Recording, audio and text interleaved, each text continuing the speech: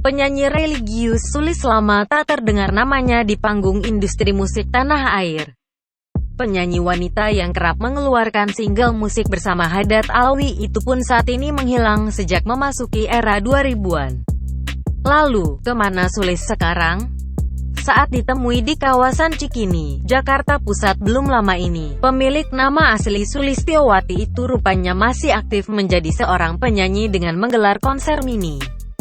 Namun, Sulis saat ini tengah menjalani bisnis kuliner barunya untuk tetap bisa menopang kebutuhan ekonomi, saat ditemui di kawasan Cikini, Jakarta Pusat, belum lama ini.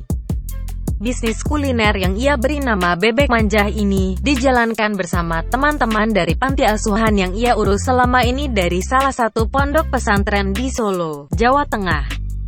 Lapangan kerja juga ia berikan kepada teman-teman yang menurutnya bisa untuk diterjunkan langsung ke lapangan.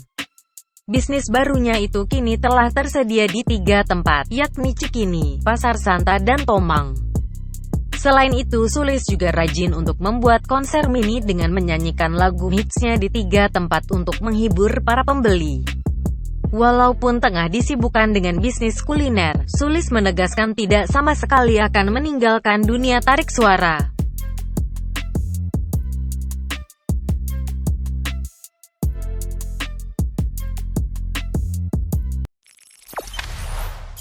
Jangan lupa subscribe, share, komen, dan like ya!